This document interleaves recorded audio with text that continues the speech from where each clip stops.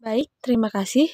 Jadi, kali ini saya akan menjelaskan tentang pengertian reologi dan viskositas. Reologi merupakan ilmu yang mempelajari tentang sifat zat cair atau deformasi zat padat. Prinsip dasar reologi telah digunakan dalam penyelidikan cat, tinta, berbagai adonan, bahan-bahan untuk pembuat jalan, kosmetik, produk hasil peternakan, serta bahan-bahan lain. Reologi erat kaitannya dengan viskositas. Viskositas sendiri itu merupakan suatu pernyataan tahanan dari suatu cairan untuk mengalir. Semakin tinggi viskositas, semakin besar tahannya untuk mengalir. Viskositas dinyatakan dalam simbol N. Terima kasih. Selanjutnya saya serahkan ke teman saya.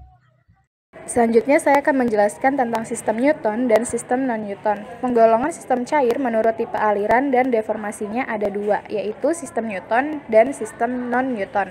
Pemilihan bergantung pada sifat-sifat alirannya, apakah sesuai dengan hukum aliran dari Newton atau tidak. Bisa dilihat di tabel, ada perbedaan Newton dan non-Newton. Dari definisi, viscosity, shear rate, and shear stress, dan contohnya. Untuk contoh Newton, ada air dan udara. Kemudian untuk non-Newton, ada garam, polimer material, dan darah, dan lain-lain. Baik, penjelasan selanjutnya akan saya jelaskan terkait tentang sistem Newton. Newton adalah orang yang pertama yang mempelajari sifat-sifat aliran dari cairan secara kuantitatif. Ia menemukan bahwa makin besar viskositas suatu cairan, akan makin besar pula gaya persatuan luas atau shearing stress yang diperlukan untuk menghasilkan rate of shear tertentu. Rate of shear sendiri harus berbanding lurus dengan shearing stress. Didefinisikan sebagai gaya geser yang diperlukan agar menghasilkan kecepatan 1 cm per detik di antara dua bidang sejajar. Tipe aliran Newton ini umumnya dimiliki oleh zat cair tunggal serta larutan struktur molekul sederhana dengan volume molekul yang kecil. Aliran ini adalah jenis aliran yang ideal. Pada umumnya, cairan yang bersifat ideal adalah pelarut, campuran pelarut, dan larutan sejati.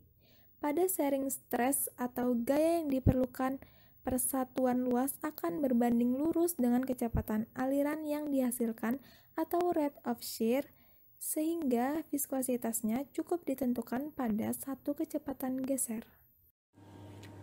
Halo, saya Askanisa Salsabina dengan NIM 230360001.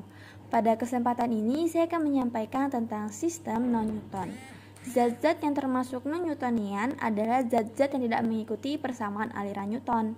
Pada cairan non-Newton, shearing rate dan shearing stress-nya tidak memiliki hubungan linear. Viskositasnya pun berubah-ubah tergantung dari besarnya tekanan yang diberikan. Adapun tipe aliran Newton terjadi pada dispersi heterogen antara cairan dengan padatan seperti pada koloid, emulsi, dan suspens cair, serta produk-produk yang serupa. Ada 3 jenis tipe aliran dalam sistem non-Newton, yaitu plastis, pseudoplastis, dan dilatan.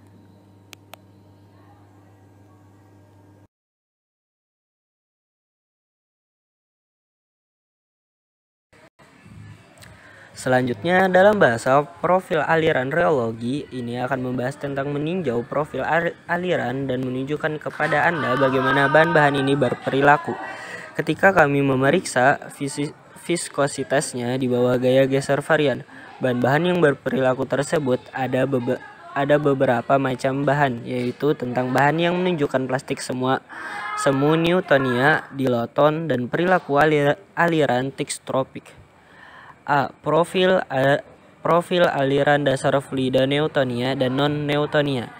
Newtonia adalah cairan yang viskositasnya tidak berubah dengan perubahan laju geser, hanya sekelompok kecil fluida yang menunjukkan viskositas konstan. Dan contoh yang baik adalah air. Ketika kita memplot viskositas terhadap laju geser reologi, profil air tidak menunjukkan perubahan viskositas dengan laju geser yang lebih tinggi dan tidak ada perubahan ketika laju geser dikurangi atau bagaimanapun. B. Dilaton atau dilatansi dan perilaku aliran tisotropik. Dilatansi merupakan penggunaan yang tidak digunakan lagi, sinonim dari penebalan geser. Sifat tisotropik dicirikan oleh laju geser yang tergantung dan viskositas tergantung waktu. Untuk sebuah sampel yang didiamkan dengan baik, yaitu sampel yang telah dibiarkan disimpan untuk sementara untuk pulih dari efek sebelumnya. Ketika langkah peningkatan laju geser atau tegangan geser diterapkan, viskositas berkurang dengan waktu mencukur. Perilaku tisotropik umumnya dikaitkan dengan sistem partikulat, yaitu padat atau endapan air, koloid, bubur, pasta, dan emulsi.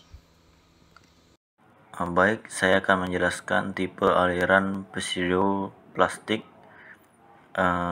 Tipe aliran pseudoplastik ini terdapat molekul berantai panjang seperti polimer termasuk gum, teragakan, naalginat, metil selulosa, karbosimetil selulosa. Tipe aliran ini meningkatkan Stirling stress menyebabkan keteraturan polimer sehingga mengurangi tahanan dan lebih meningkatkan rate of shear pada shearing stress. Sistem pseudoplastik disebut juga sebagai sistem geser encer atau shortening karena dengan menaikkan tekanan geser viskositas menjadi turun. Sebagian dari pelarut yang berkaitan dengan molekul kemudian dilepaskan sehingga menyebabkan penurunan efektif konsentrasi dan ukuran molekul yang terdispersi, penurunan viskositas nyata. Dan selanjutnya ada tipe aliran plastis. Tipe aliran plastis ini disebut dengan Bingham bodies. Sistem plastis menunjukkan hubungan antara laju geser dengan tekanan geser formulasi topikal yang memperlihatkan reologis plastik. Sekian yang dapat disampaikan. Terima kasih.